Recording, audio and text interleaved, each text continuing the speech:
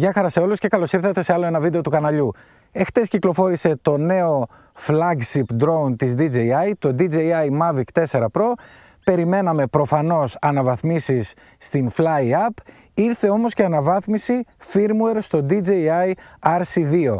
Οπότε σήμερα θα δοκιμάσουμε και την Fly App την 1.17 αλλά και το firmware, να δούμε ότι είναι όλα καλά. Θα πετάξω με Mini 4 Pro, η πτήση δεν θα είναι πολύ μακριά, οπότε δεν θα κάνουμε range test γιατί είναι γεμάτο κοράκια και διάφορα άλλα αρπακτικά, οπότε δεν θέλω να αποφύγω τίποτα έτσι περίεργο, άρα θα είμαι εδώ πέρα κοντά. Θα δοκιμάσουμε βίντεο tracking, τα κλασικά. Πάμε να απογειωθούμε, μάλλον πριν απογειωθούμε, να δούμε λίγο μέσα αν έχει αλλάξει κάτι. Βλέπω μέσα ότι πάνω αριστερά πλέον έχει ένα σπιτάκι, το οποίο αν το πατήσω με γυρνάει πίσω. Δεν το θυμάμαι, να σας πω την αλήθεια, αν το είχε πριν. Αν ήταν σπιτάκι, αν ήταν κάτι διαφορετικό. Τι άλλο, εδώ μπροστά δεν βλέπω κάτι, θα το γυρίσουμε σε βίντεο. Μου τα έχει κάνει όλα, τα έχει πάει όλα στο αυτόματο, οπότε θα πρέπει να τα γυρίσω, να τα πάω εκεί πέρα που θέλω εγώ. Άρα τσεκάρετε τις ρυθμίσεις σας, ότι είναι έτσι όπως θέλετε. Μου έχει αλλάξει και το... όχι, δεν μου το έχει αλλάξει, αυτό απλά ήταν ότο. Εγώ πετάω στο 5200. H265 αυτό το έχει αλλάξει.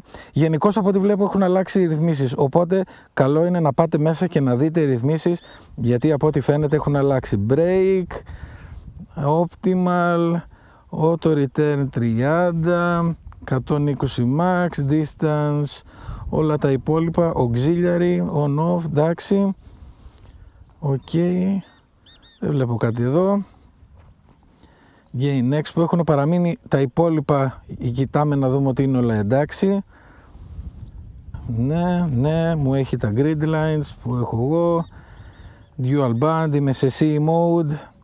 Και πάμε να δούμε μέσα, τι να δούμε, 1.17.0 είναι η καινούργια Fly App, η οποία πλέον είναι συμβατή με το DJI Mavic 4 Pro, προφανώς. Και το τελευταίο RC firmware, RC2 μάλλον firmware για τα drone που πετάνε με το DJI RC2, τα οποία πλέον είναι Mini 4 Pro, R3, R3S, Neo, Flip, DJI Mavic 4 Pro. Λοιπόν, πάμε να απογειωθούμε.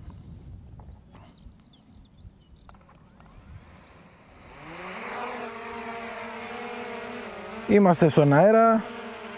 Να σας πω, σε αυτό το σημείο δεν αναμένεται καμία τρομερή αλλαγή. Πολύ απλά γιατί από ό,τι φαίνεται η DJI πλέον έμαθε. Της πήρε μερικά χρόνια, αλλά έμαθε.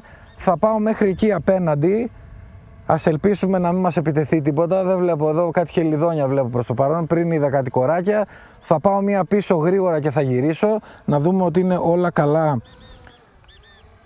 στο θέμα. Να βάλω και το βίντεο να γράφει.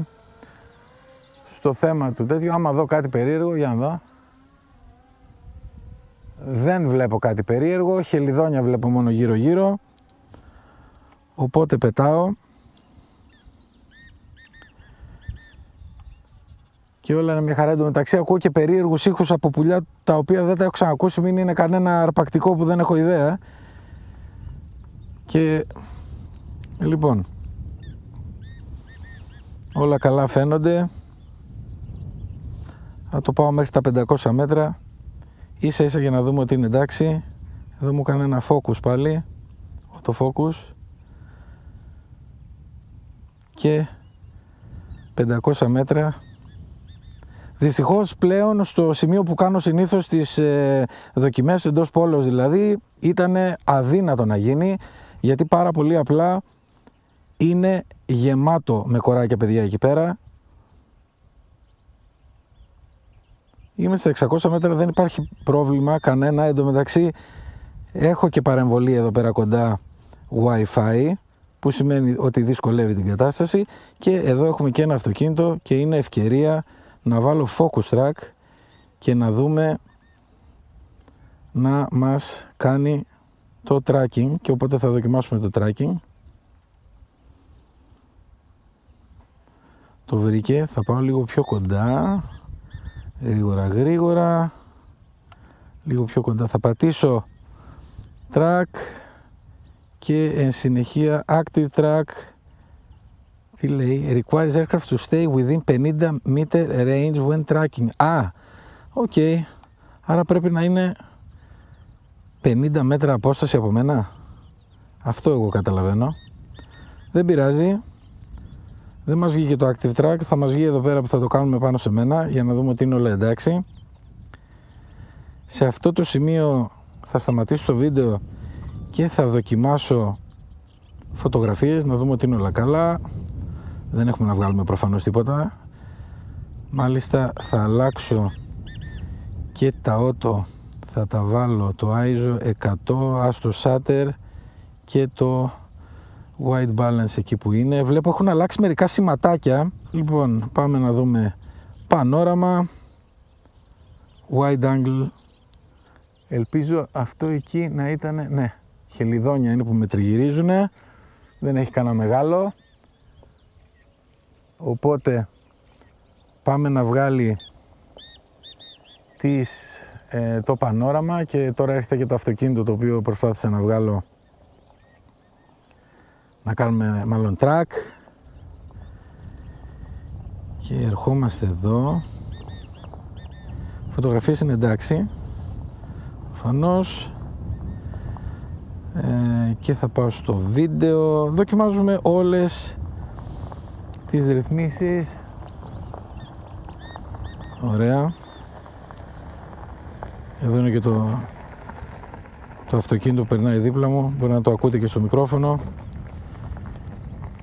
Να δοκιμάσω να κάνω εδώ ένα track. Για να δούμε. Γιατί λογικά active track πάλι within 50 range when tracking. Δεν καταλαβαίνω γιατί δεν κάνει.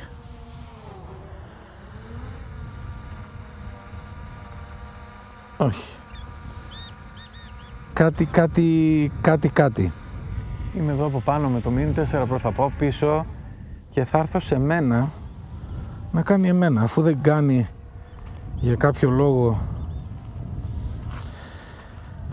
active track. Οκ, εμάς μας έπιασε και θα κάνω και ένα active track μετά στο αυτοκίνητο. Ωραία, μια χαρά. Προς στιγμή νόμιζα ότι έγινε κάτι, αλλά από ό,τι φαίνεται δουλεύει μια χαρά. Θα το κάνουμε μετά και στο αυτοκίνητο, να σιγουρευτούμε ότι δουλεύει και στο αυτοκίνητο. Σε μένα δουλεύει προφανώς μια χαρά. Μπορώ να το βάλω και ένα point of interest και να το βάλω να γυρνάει έτσι. Ωραία. Μια χαρά. Το σταματάω εδώ. Οπότε το active track εδώ δουλεύει, είναι όλα εντάξει. Θα βάλουμε να δούμε το ότι η κάμερα κάθετα πηγαίνει μια χαρά και φαίνονται όλα καλά. Νομίζω ότι είναι μια χαρά, παιδιά. Νομίζω ότι είναι μια χαρά. Και ερχόμαστε πίσω με την όπισθεν πάω εγώ. Ελπίζω να μην πατήσω καμιά πέτρα να σου σκοτωθώ. Και ερχόμαστε πίσω να προσγειωθούμε. Η καινούργια εφαρμογή λοιπόν 1.17, η οποία δίνει τη συμβατότητα στο Mavic 4 Pro. Σε αυτό το σημείο να σας αναφέρω ότι το Mavic 4 Pro θα παρουσιαστεί εκτενέστατα στο κανάλι. Η εφαρμογή λοιπόν 1.17 είναι μια χαρά και μπορούμε να την κάνουμε εγκατάσταση. Προσγειωνόμαστε με το Mini 4 Pro. Πλέον το Mini 4 Pro είναι για εμένα το drone για όλα. Είναι ένα drone το οποίο μπαίνει στην τσέπη κυριολεκτικά. Η εικόνα του δεν χρειάζεται να σας το πω, το ξέρετε πόσο καλή είναι.